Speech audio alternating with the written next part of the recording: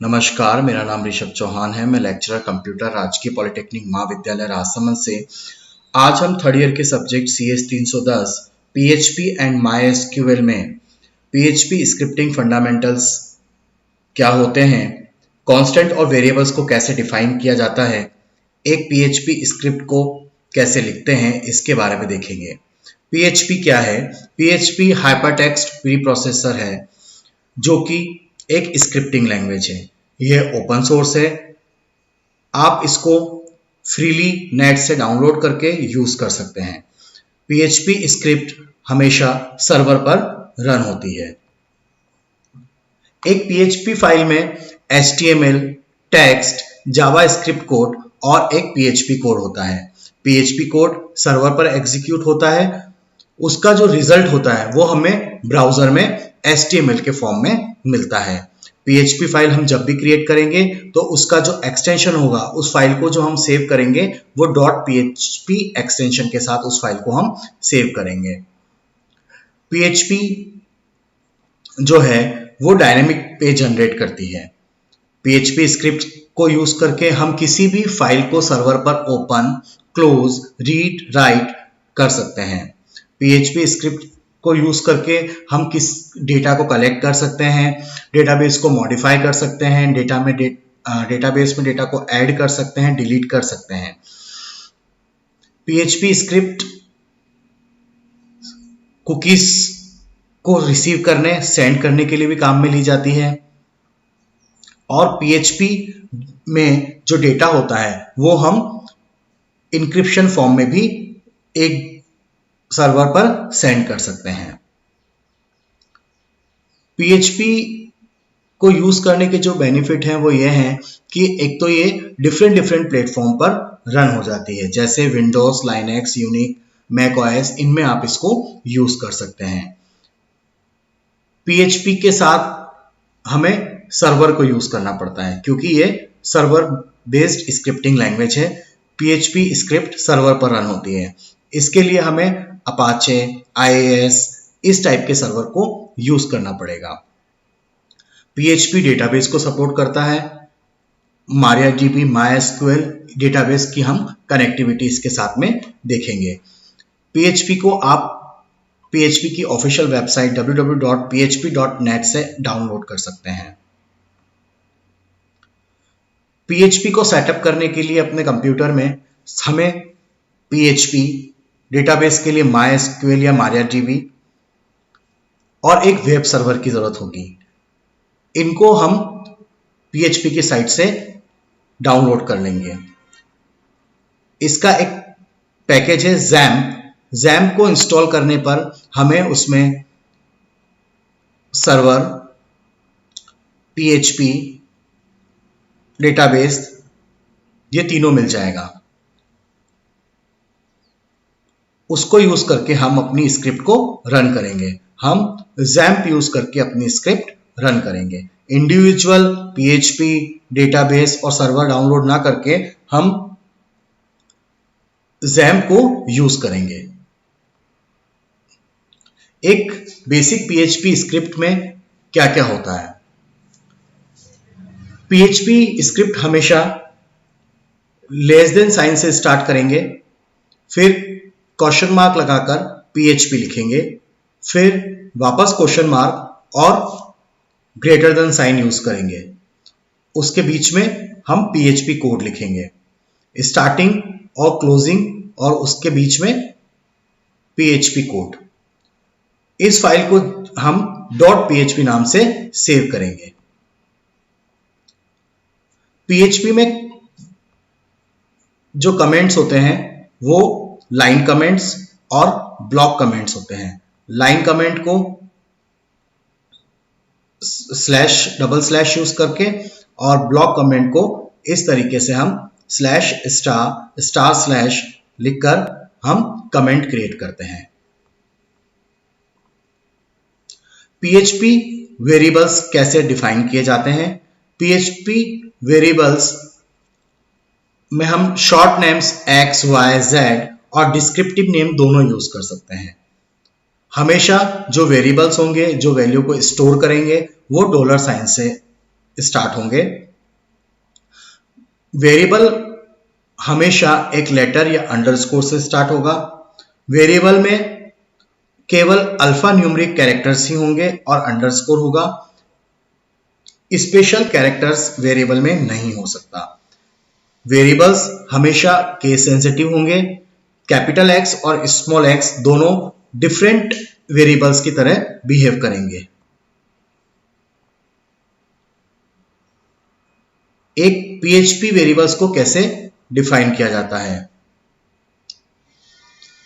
जैसे हमने यहां पर एक वेरिएबल बनाया है txt नाम का, जिसके अंदर हमने हेलो वर्ल्ड स्टोर किया है। एक हमने जो वेरिएबल बनाया है वो x है, जिसके अंदर वैल्यू 5 है। इसके आगे हमने $साइन लगाया है। स्ट्रिंग कंटेंट को हमेशा स्टोर करने के लिए हमें डबल कोट यूज करना पड़ेगा। तो टेक्स्ट को जब हम प्रिंट करेंगे txt वेरिएबल को, तो हेलो वर्ल्ड प्रिंट होगा और x को प्रिंट करने पर 5 वैल्यू प्रिंट होगी। PHP एक लूजली टाइप्ड लैंग्वेज है। इसका मतलब यह है कि जब भी हमको वेरिएबल यूज करना है, हम उस वक्त उस वेरिएबल को डिफाइन कर सकते हैं। यहां पर हमें वेरिएबल का जो टाइप होता है वो डिक्लेयर नहीं करना पड़ता है, क्योंकि ये ऑटोमेटिकली कन्वर्ट कर देता है वेरिएबल्स को करेक्ट डेटा टाइप में। PHP वेरिएबल्स के जो स्कोप हैं वो कितने टाइप के होते हैं? वो 4 टाइप के होते हैं। कौन कौन से? लोकल, ग्लोबल, स्टैटिक और पैरामीटर। लोकल स्कोप का मतलब है कि जो वेरिएबल हमने PHP फंक्शन के अंदर डिफाइन किया है वो केवल उस फंक्शन के अंदर ही एक्सेस होगा। जैसे हमने यहां पर एक वेरिएबल बनाया है 5। myTest नाम का फंक्शन इस x वेरिएबल को यूज कर रहा है, तो ये इस x वेरिएबल का जो स्कोप है वो लोकल है। इसको हम इस फंक्शन के अंदर ही यूज कर पाएंगे। नेक्स्ट हमारा है ग्लोबल स्कोप। ग्लोबल वेरिएबल हम जब भी डिफाइन करेंगे तो वो किसी भी फंक्शन के बाहर भी यूज हो सकता है। स्क्रिप्ट के बाहर भी हम उसको यूज कर सकते हैं। अगर हमें फंक्शन के अंदर ग्लोबल वेरिएबल को यूज करना है तो हमें ग्लोबल कीवर्ड का यूज करना पड़ेगा। इस तरीके से ये इसका स्कोप, इस ग्लोबल वेरिएबल का स्कोप इस फंक्शन के अंदर नहीं है। अगर हम इन वेरिएबल्स को हमको फंक्शन के अंदर यूज करना है तो हमें इन वेरिएबल्स के आगे ग्लोबल लिखना पड़ेगा, जिससे कि ये ग्लोबल वेरिएबल्स को एक्सेस कर पाएगा। फंक्शन के अंदर ग्लोबल वेरिएबल का स्कोप नहीं होता है। नेक्स्ट है स्टैटिक। जब भी कोई फंक्शन कंप्लीट होता है तो वेरिएबल्स की जो वैल्यू स्टोर होती है वो डिलीट हो जाती है, पर हम कभी ये चाहते हैं कि लोकल वेरिएबल्स जो वैल्यू को स्टोर कर रहे हैं वो डिलीट नहीं हो, तो इसके लिए हम स्टैटिक कीवर्ड यूज करेंगे। Static x0 eco x। अभी यहां पर हमारे इको से x प्रिंट होगा, x की वैल्यू आएगी हमारी 0, x मॉडिफाई होकर हो गया 1। जब दोबारा myTest फंक्शन कॉल होगा तब x की वैल्यू वापस 0 होनी चाहिए थी, पर 0 नहीं होगी क्योंकि ये पुरानी वैल्यू को रिस्टोर करेगा और वैल्यू आएगी 1। फिर थर्ड टाइम वापस जब myTest कॉल होगा तब वैल्यू आएगी 2, क्योंकि ये स्टैटिक कीवर्ड्स हम यूज कर रहे हैं, उससे पुरानी वैल्यू भी सेव रहती है वेरिएबल्स की। नेक्स्ट है पैरामीटर स्कोप। हमने यहां एक पैरामीटर लिस्ट बनाई है x के साथ में। जब हम फंक्शन को कॉल कर रहे हैं तो कॉल करते टाइम इस पैरामीटर का जो स्कोप होगा वो इस फंक्शन की लिस्ट में से होगा। हम 5 को के साथ इस फंक्शन को कॉल करेंगे, 5 की वैल्यू यहां रिप्लेस होगी और वैल्यू जो प्रिंट होगी वो क्या होगी 5। तो इस तरीके से एक पैरामीटर का जो स्कोप होता है वो उस वेरिएबल के साथ होता है। पीएचपी में हम इको और प्रिंट स्टेटमेंट दोनों यूज करते हैं। इको जब हम यूज करते हैं तो हम एक से ज्यादा स्ट्रिंग को एक साथ प्रिंट कर सकते हैं, परंतु अगर हम प्रिंट यूज करते हैं तो केवल हम एक ही स्ट्रिंग को एक बार में प्रिंट कर सकते हैं। प्रिंट हमेशा रिटर्न करेगा वैल्यू 1 के साथ। हमने यहां पर इको यूज किया है।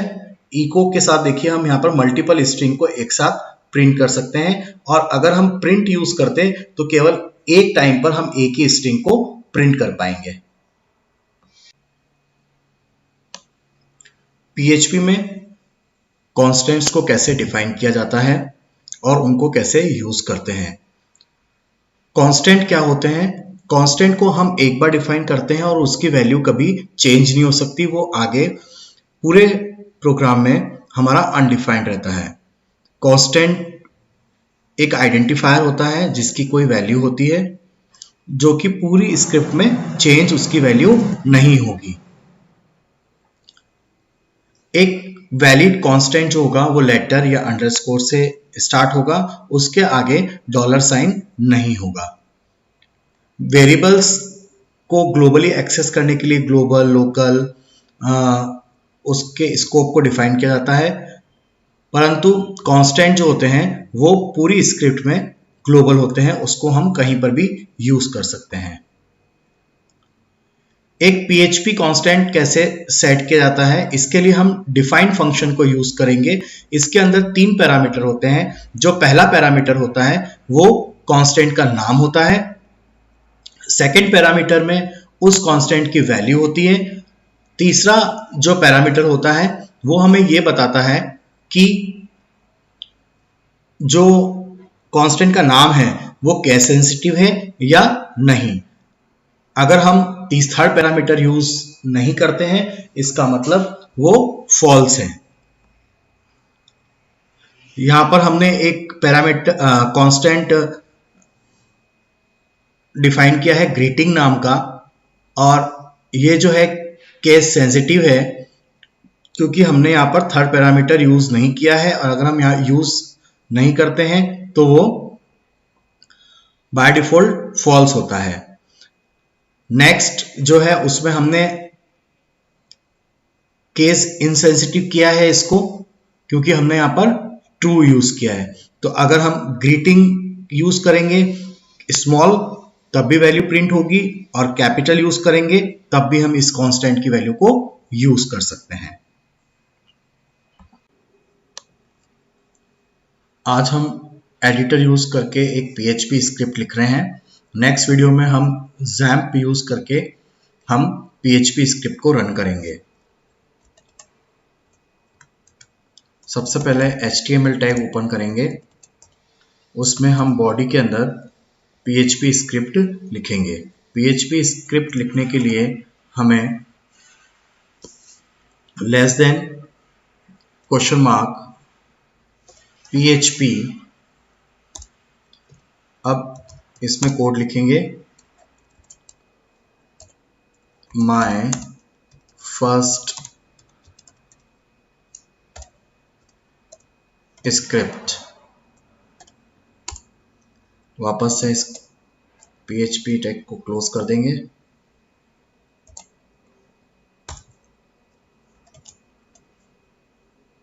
बॉडी टैग क्लोज होगा और HTML फाइल क्लोज हो जाएगी। इसको हम रन करेंगे और हमारा आंसर आएगा जो हमने इको में प्रिंट किया है। नेक्स्ट हम लिखेंगे 2 प्रोग्राम को ऐड करने की स्क्रिप्ट। इसके लिए हम क्या करते हैं, 2 वेरिएबल डिफाइन करेंगे।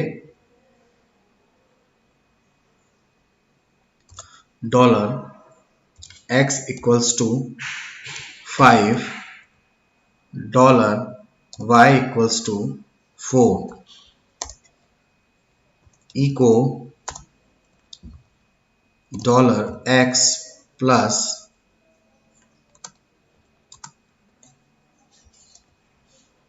$y, इसको हम रन करेंगे।